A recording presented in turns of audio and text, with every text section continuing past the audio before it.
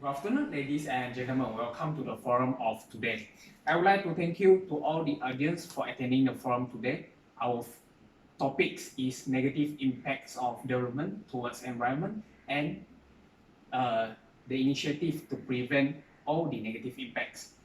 I am the moderator, Professor Insigne Dr. Teo Ziwen, Deputy Director of Bachelor of Environmental Engineering from National University of Singapore. First of all, let me introduce the panels for our forum today. Right on my right is Associate Prof. Dr. Mui Sien Ni, Department of Environmental Engineering, University of Technology Malaysia, followed by Mr. Pua Chi Sian, Associate Editor and Digital Producer for National Geographic. And our last panel today is Mr. Chang Sung Zhang, former Chief of the Economics and Trade Branch of the United Nations Environment Programme. The evolution of industrial era had begun around 1880, or the era known as Renaissance era. It cannot be denied that the environmental issue had been evolved gradually, particularly due to humans' development activities. And today, we will discuss both the negative impacts and the initiative to overcome them.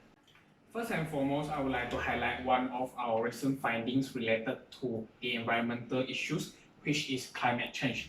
We've got to know that the emission of carbon dioxide gas and greenhouse gases had been contributed from industrial activities.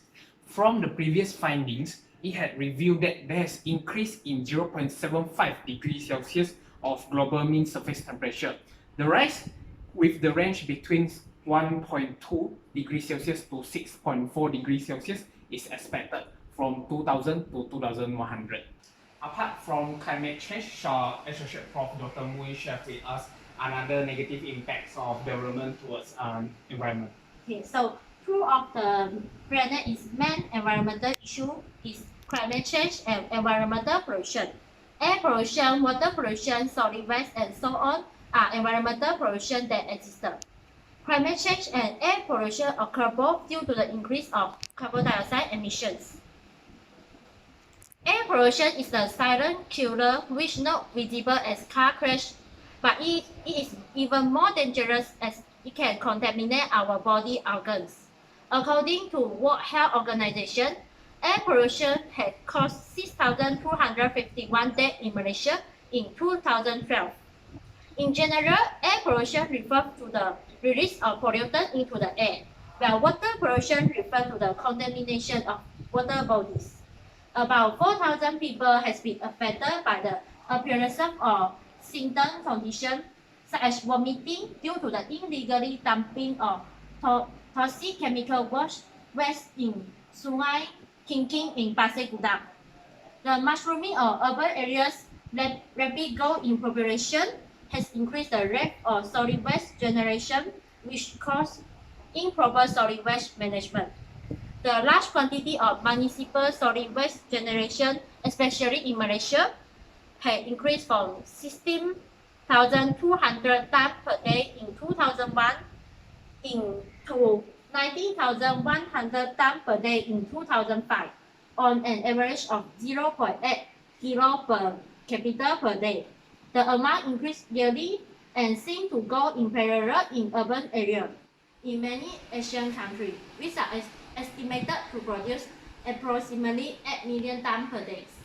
Alright, thank you, Associate Prof. Dr. Mui, for sharing a thorough explanation on how the development affects pollutes our environment. Due to the adverse effects of development towards the environment, human beings should take their turn in taking some preventive measures so as to prevent the cascading effects of development activities towards environment. Hence, I would like to invite Mr. Pua in sharing his opinion on how public education can help. Thank you, Mr. Teo. Good afternoon, ladies and gentlemen. I would like to introduce some initiatives that how to reduce negative impacts of development towards the environment. One of the initiatives is public education. First of all, the Malaysian government should take public education as a national assignment. This can be included as a school curriculum through implementation of policy so that the teacher can educate the student about environmental issues. It also enables to nurture a future generation with a mindset towards environmentalism in this country. Besides that, relevant punishment for waste disposal is required that according to the seriousness of the offence committed. Nepotism should be ignored when punishing offenders that threat to our environment and public benefits. In a word, the government and law enforcement officers should maintain the transparency and accountability in their actions. In addition to this, formation of sanitation clubs required for taking contaminated water and other pollutants away from the building in order to secure people's health. One of the example is household water security is vital and crucial foundation for effort to eliminate poverty and reinforce economic development. For this reason, household water security will be providing all people with reliable and safe water as well as a better sanitation service should be a top priority of a country. In short, all of the related authorities must work together for the formation of sanitation clubs so that it can provide a better quality of water resources. Other than that, regional organizations should become an important medium for environmental education. In Malaysia, Cuti Foundation has about 13,500 volunteers involved in community recycling and about 1,000 recycling stations and collection points. Although Cuti Foundation is a Buddhist organization in Malaysia, the volunteers are not limited to Buddhists, as individuals from all walks of life come together for a common purpose, that is how to protect our environment. Berjaya Corporation Berhad Chairman Vincent Tan also as a volunteer in this foundation.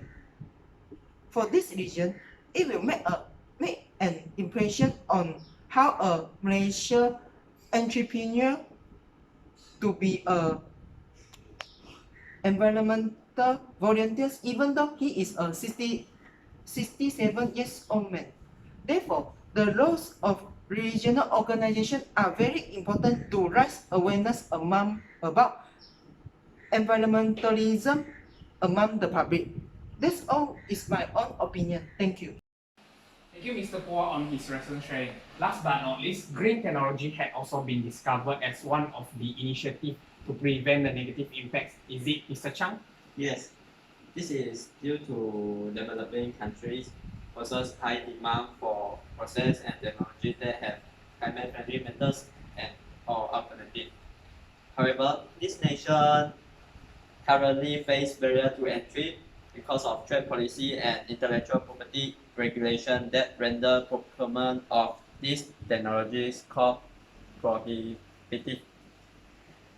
In light of the recent breakdown in negotiation at the United Nations Climate Conference in Bali to remove tariff on green technology, a new approach to green technology diffusion should be considered in order to balance the demand among developing nations for green technology transfer with the profit-driven needs and intellectual property consideration of technology holders. A potential solution to overcome the high fixed cost of technology diffusion could involve the creation of a global exchange forum in which transnational green technology holders, green venture capitalists, and developing country entrepreneurs could broker for efficient allocation of investment, resources, and technologies. So that's all is my opinion amongst green technology as one of the initiatives to preventing the negative impact. All right, thank you, Mr. Chang. Ladies and gentlemen, we have finally come to the end of our forum today. We would like to thank once again to all of our panels for their very informative and interesting talk today. And of course, to our audience for their active participation. Goodbye and have a good day. Thank you. Thank you.